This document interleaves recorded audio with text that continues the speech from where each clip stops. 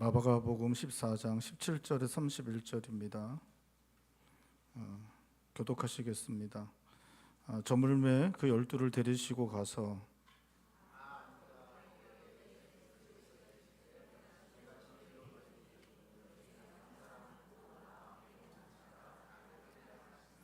그들이 근심하여 하나씩 나는 아니지요 하고 말하기 시작하니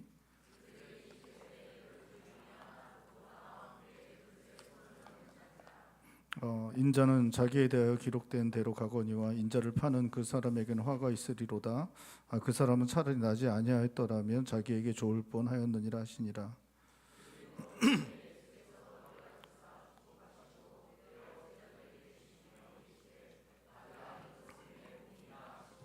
또 잔을 가지사 감사 기도하시고 그들에게 주시니 다 이를 마시매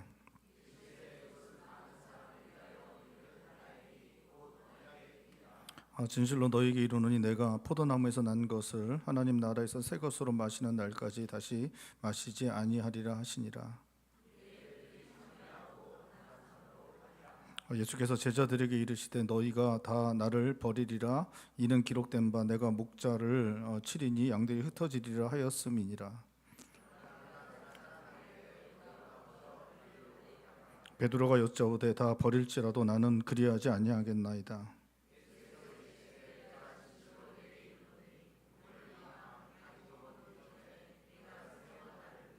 함께 보겠습니다. 베드로가 힘있게 말하되 내가 주와 함께 죽을지언정 주를 부인하지 않겠나이다 하고 모든 제자도 이와 같이 아멘. 오늘 본 말씀에 주님 잡히시던 날 밤에 그 행하신 성찬식, 최초의 성찬식에 대해 기록하고 있습니다. 근데 이제 성찬식을 이제 기록하고 있는데 그 성찬식을 전후로 해서 그 사건들을 함께 이제 기록을 하고 있습니다.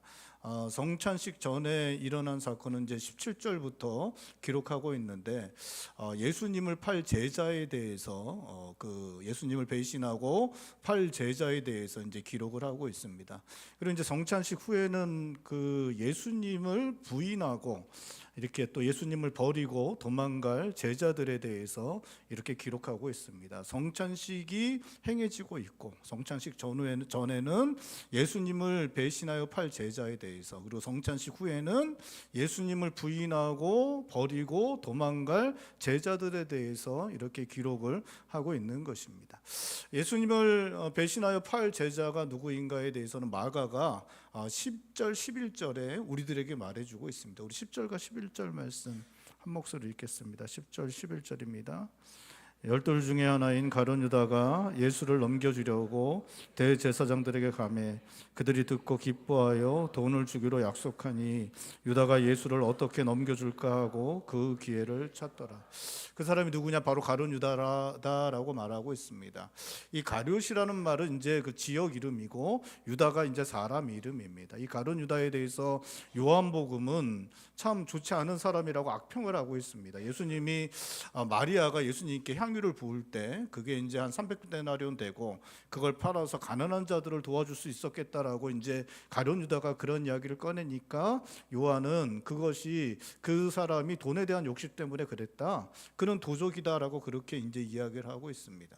이 돈에 대한 욕심이 있는 사람이었고 돈에 대한 욕심 때문에 예수님을 팔 것에 대해서 이미 요한복음 기자는 그것을 이제 암시적으로 그렇게 이야기를 한 것입니다. 이 가룟 유다는 돈에 대한 욕심 때문에 예수님을 판 것입니다. 예수님을 쫓아다닐 때부터 가룟 유다는 예수님이 정치적 메시아로 그 땅의 정치적 지도자가 되고 또 이제 왕이 되었을 때 그 오른편에서 왼편에서 큰 소리 치면서 자기도 이제 누리고 싶어서 예수님을 쫓았습니다. 자신의 미래의 성공을 위해서, 미래를 위해서 예수님을 쫓았는데 쫓다 보니까 예수님이 이제 그러한 분이 아니라는 것을 이제 너무나 잘 알게 되었습니다. 그러니까 쫓아다녔던 시간이 억울하고 그래서 결국 자기가 좋아하는 돈이라도 몇 푼 건지자라는 생각으로 예수님을 그렇게 이제 돈 받고 이렇게 팔아 넘기게 된 것입니다. 주님께서 이제 성찬을 하시기 전에 유월절 음식을 먹기 전에 제자들에게 말씀하시 너희 중에 날 팔자가 있다라고 그렇게 말씀하십니다. 그 말을 들은 제자들이 주님께 보여준 반응은 너무나 놀랍습니다. 우리 19절인데 우리 19절 말씀 한 목소리로 읽겠습니다. 19절입니다. 그들이 근심하며 하나씩 하나씩 나는 아니지요 하고 말하기 시작하니 주님께서 너희들 중에 날 팔자가 있다라고 말하니까 제자들이 하나씩 하나씩 그렇게 말합니다. 나는 아니지요, 나는 아니죠 라고 그렇게 이야기를 합니다. 여러분, 제자들이 주님을 팔 마음이 전혀 없어요. 전혀 없고 가룟 유다 보니까 이제 뭐 3년 동안 같이 지내다 보니까 가룟 유다가 너무 확실해요. 나는 팔 마음이 전혀 없고 가룟 유다는 너무 확실해요. 그러면 이 사람들이 이렇게 나는 아니지요, 아니지요 물었겠습니까? 그렇지 않죠?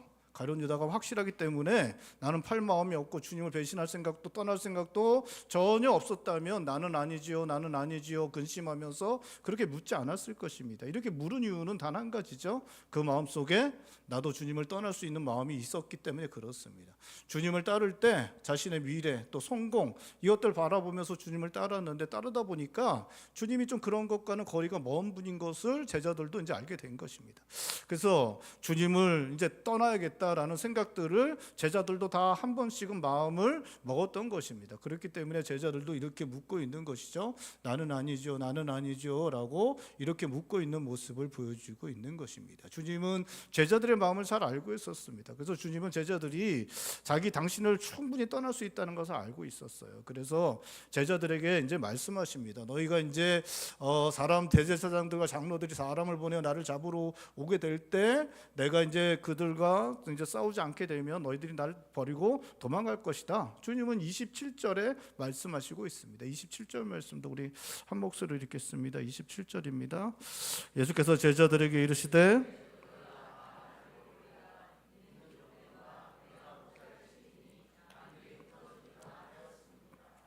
너희들은 나를 다 버릴 것이다 라고 그렇게 말씀을 하십니다. 제자들 향해서 너희가 나를 버릴 것이다 라고 말씀하십니다. 그 중에 하나가 이제 베드로가 이제 나서서 얘기합니다. 다 버릴지언정 저는 그렇게 하지 않겠습니다.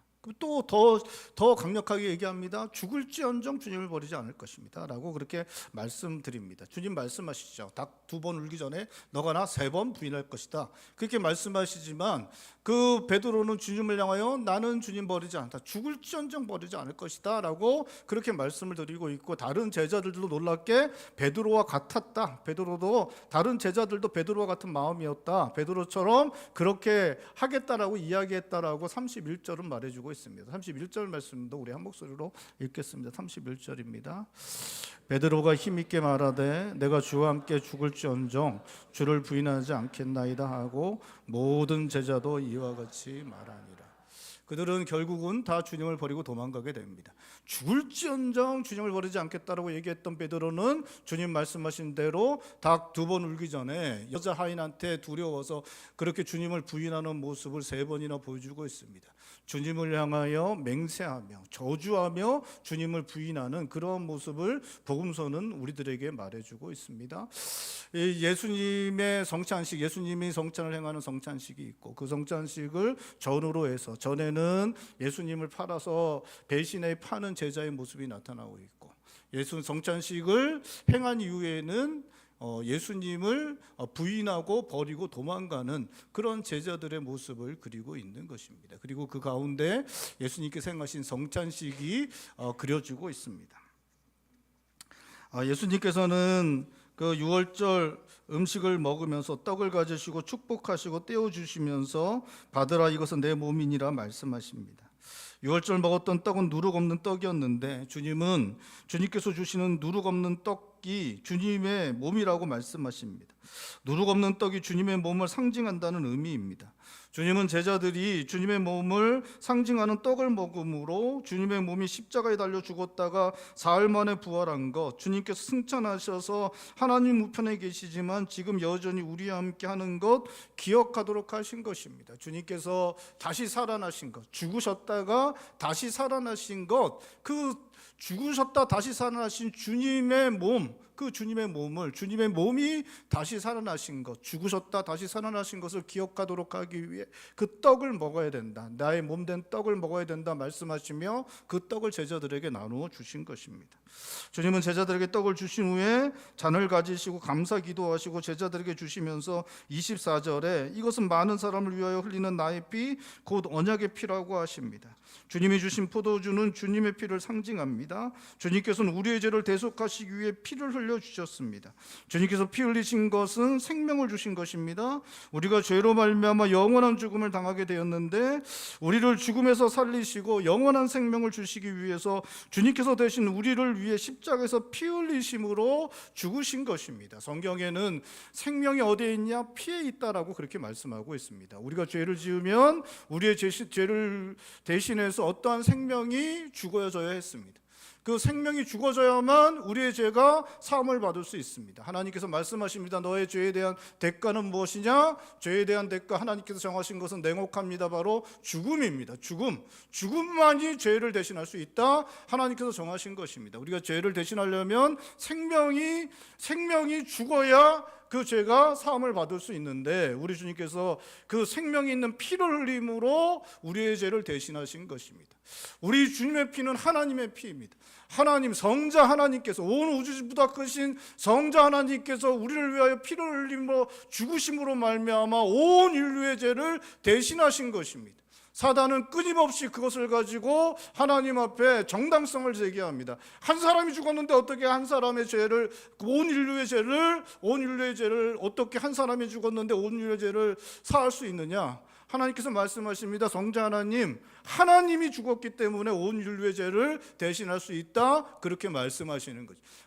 예수님은 신성을 가지시고 인성을 가지셨다. 인성과 신성 두 가지를 가지신 그 놀라운 신비, 성육신을 통하여 이루어진 신성과 인성의 그 두 가지를 가진 그 교리의 신성과 인성 교리의 그 놀라운 신비가 하나님께서 말씀하시는 구원의 도리를 설명하고 있고 그것으로 말미암아 우리가 구원을 얻는 놀라운 일들이 일어나게 되는 것입니다. 예수님께서 우리를 위해 피를 흘려 주셨습니다. 그 피로 말미암아 우리가 구원을 얻게 되었고 주님은 그 흘리신 피를 포도주의 잔으로 담아서 그걸 먹음으로 말미암아 그것을 기억하라고 이 성찬 예식을 제정하신 것입니다. 주님은 성찬 예식을 통해 제자들에게 주님의 몸된 떡을 먹으라고 말씀하십니다. 피된 잔을 마시라고 하십니다. 그 제자들은 어떤 제자들이냐? 이제 그 주님을 팔아먹을 제자들입니다. 배신할 제자들입니다. 배신하고 팔아먹는 제자들입니다. 그것을 앞장선 사람, 실제로 그것을 드러낸 사람은 가룟 유다 한 사람이었지만 나머지도 다 두려워 떨며 나는 아니지요 했던 사람들이었습니다. 가룟 유다가 실제로 그 일을 해서 주님으로부터 저주까지 받고 있지만 대부분 그 함께 있던 제자들도 조금씩은 그런 마음을 갖고 있었던 것 성경은 말씀하고 있습니다. 그 제자들은 실제로 예수님을 버린 제자들이었습니다. 베드로처럼 주님을 부인하고 그리고 예수님을 버리고 도망갔던 사람들, 그런 사람들이 바로 제자들이었는데 놀랍게도 그 제자들을 향해 주님은 그 새 언약을 따라서 주님의 몸된 떡을 주시고 주님의 피된 잔을 그들에게 허락하시고 있는 것입니다.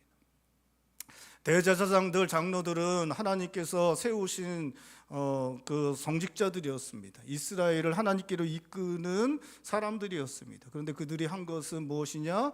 예수님을 대적한 것입니다. 예수님은 죄 없는 청년이었습니다. 예수님이 메시아인 거 다 떠나서 일단은 죄 없는 청년이었는데 그 죄 없는 청년이 백성들의 인기를 모으고 백성들이 그 청년을 따르니까 자기들의 권력을 일으키기 두려워서 그 청년을 죽이는 일을 한 사람들이 바로 대제사장들, 장로들이었습니다. 유대의 지도자들, 어른들이 한 일이 그것이었습니다. 자신의 죄악된 욕심을 가지고 그 꿈 많고 그 깨끗하고 그 청렴하고 지혜로운 청년 예수를 십자가에 못 박아 죽이는 데까지 나아가는 그 더러운 음모를 꾸미고 악한 일들을 했던 사람들이 대제사장이고 장로들입니다. 더 넓게 나아가면 그들은 메시아를 알아보지 못했습니다. 하나님께서 성경을 통해서 계속해서 말씀하시고 알려주셨고, 실제적으로 베들레헴이라는 곳에 성경대로 오셔서 하나님 말씀대로 그렇게 메시아로 살아가셨지만 그 모든 것들을 부정하고 자기의 죄악된 욕심을 차리기 위해서 예수를 십자가에 못 박아 죽이는 그 더러운 음모를 꾸미는 구제불능의 모습들을 대제사장들과 장로들이 보여주었습니다. 백성들에게는 예수님이 3년 동안 사랑을 온통 쏟아 부어 주셨습니다. 쉴 틈 없이 그들을 돌봐 주셨습니다. 병 고쳐 주시고 귀신 내어 쫓으시고 먹을 것 주시고 쉬지 못하며 계속해서 3년 동안 그들에게 모든 것을 쏟아 부어 주었습니다. 그렇지만 백성들도 변화되지 않았습니다. 세상은 변화되지 않았습니다. 가장 심각한 건 누구냐? 제자들이었습니다. 제자들은 3년 동안 함께 지나며 모든 사랑을 제자들에게 쏟아 부어 주었습니다. 정말 모든 것을 제자들에게 주었습니다. 그런데 놀랍게도 오늘 본 말씀의 제자들은 한 놈은 배신하여 주님을 팔고 한 놈은 부인하여 주님을 그렇게 부인하는 그런 모습을 보여주고 있고, 나머지도 다 다르지 않았다. 성경은 말씀하고 있는 것입니다. 그리고 그 사이에 어떤 일이 일어나고 있냐? 주님께서 성찬 예식을 제정하셔서 성찬 예식을 해가고 있는 것입니다. 그 구제불능 같은 대제사장들과 장로들, 전혀 변하지 않는, 너무나 낙심하고 절망할 수밖에 없는 백성들, 해도 너무한 이 제자들, 신뢰할 만한, 믿을 만한 것을 조금도 찾을 수 없고 소망을 조금도 둘 수 없는 이 제자들, 이 사람들을 향하여 주님께서는 그 성찬 예식을 통해서 새로운 언약을 그들에게 주시고 있는 것입니다. 그러면서 그들에게 떡을 먹기만 해라, 잔을 받기만 해라, 그러면 너희들의 죄가 사함 받을 것이다 말씀하시고 있습니다. 여러분, 사람들에게 아무것도 요구하지 않으십니다. 제자들에게도 아무것도 요구하지 않으십니다. 주님께서 행하신 것, 새 언약을 세우시기 위해서 주님께서 행하신 것은 주님의 몸을, 주님의 피를 흘리신 것입니다. 다른 것들을 사람들에게 요구하시지 않습니다. 제자들에게 요구하시는 것 단 한 가지, 그 떡을 먹고 잔을 받아 마시는 것. 주님께서 십자가에 달려 돌아가신 것으로 말미암아 우리가 죄 용서함을 받고, 그것을 믿음으로 주시는 떡을 받고 잔을 받아 마시는 것, 이것 하나만 주님께서 제자들에게 요구하시고 있는 것입니다. 제자들은 믿을 만하지도 못하고 소망도 전혀 없고 그들 스스로 구원에 이를 수 있는 그 어떠한 것도 알 수 없는 너무나 터무니없는 모습을 보여주고 있는 그들에게 주님께서 스스로 몸을 찢으시고 피를 흘리심으로 말미암아 그 몸된 떡을 먹고 잔을 받아 마심으로 말미암아 재용소함을 받고 구원을 얻는 그러한 길들을 열어주셨다. 오늘 성경 우리들에게 말씀하고 있는 것입니다. 사랑하는 성도 여러분, 십자가에 달리신 예수 그리스도를 믿기만 하면, 그 믿음으로 성찬에 참여하여 주님 몸된 떡을 받아 먹기만 하면, 주님 흘리신 피된 잔을 받아 마시기만 하면 재용서의 은혜가 우리 가운데 임합니다. 구원의 길이 열립니다. 영생을 얻게 됩니다. 사랑하는 성도 여러분, 믿으실 수 있길 바랍니다. 오늘 본 말씀에 성찬 예식을 행하는 그 자리는 생명의 빛으로 이렇게 밝혀져 있습니다. 다른 것은 다 어둠으로 가득 차 있는 것 같은 모습을 보여주고 있습니다. 대제사장들, 장로들, 어두운 곳에서 음모를 꾸밉니다. 정말 이들은 구제불능과 같은 정말 타락한 모습을 보여주고 있습니다. 백성들도 여전히 무지와 죄악 가운데 벗어나지 못하는 모습을 보여주고 있습니다. 가장 심각한 것은 제자들입니다. 이들은 주님과 그렇게 오래 있었는데도 불구하고 하나님의 뜻을 행하지 못합니다. 그냥 어둠 속에 갇혀서 아무것도 할 수 없는 무능함과 그런 절망적인 우리들의 모습을 대변하는 제자들의 모습을 우리는 볼 수 있습니다. 그러한 가운데 생명의 빛으로 충만한 곳, 성찬 예식 자리입니다. 주님께서 성찬 예식을 통해서 생명의 빛을 밝혀주고 있습니다. 그 자리를 밝혀주고 있는 것입니다. 사랑하는 성도 여러분, 우리가 살아가는 세상도 참 쉽지 않은 세상입니다. 어둠으로 가득 찬 세상입니다. 참 죄악 가운데 가득 차 있기 때문에 하나님의 진리의 뜻을 분별하지 못하는 무지 가운데 살아가고 있기 때문에 어둠도 있지만, 또 우리가 살아가는 삶 가운데 주어지는 여러 가지 어려움 때문에 낙심하고 절망하고 소망을 찾기 쉽지 않은 그것이 우리가 살아가는 세상이고 우리의 인생인 것 같습니다. 여러분, 그러한 우리에게도 여전히 성찬 예식을 통해 주님은 생명의 빛을 밝혀주시고 있습니다. 성찬 예식의 자리에 나오는 자들마다 생명의 빛으로 충만히 채워지는 역사가 일어날 수 있습니다. 우리의 죄가 사함받는 놀라운 일들이 일어납니다. 뿐만 아니라 죄와 싸워 이기림을 성찬을 통해서 그 은혜를 우리들에게 허락하신다고 약속하시고 있습니다. 우리에게 주어진 사명, 가정과 교회 또 삶의 자리에서 주어진 사명들 감당할 힘을 주신다고 그 성경은 우리들에게 약속하고 있습니다. 뿐만 아니라 우리의 인생을 영원한 소망을 가지고 영생의 소망을 가지고 우리의 인생을 그 절망하지 않고 낙심하지 않고 소망을 품고 살아갈 수 있도록 하신다라고 약속하고 있습니다. 오늘 우리가 종료주일을 맞이하여 주님 고난당하는 주간을 이제 시작하고 있습니다. 이 주님 고난당하신 주간 시작하는 날에 우리가 성찬 예식을 이제 행하게 될 것입니다. 성찬 예식에 참여하실 때 우리 주님 십자가에 달려 돌아가신 것, 우리의 죄를 사하시기 위해서 돌아가신 것 믿고 믿음으로 주님의 몸된 떡을 받아 먹고 또 주님의 피된 잔을 받아 마심으로 죄 용서의 은혜를 누리고 성령 하나님께서 주시는 은혜와 능력이 임하는 복된 시간이 되실 수 있는 성도님들 되시기를 주님의 이름으로 축원드립니다. 이 시간에 먼저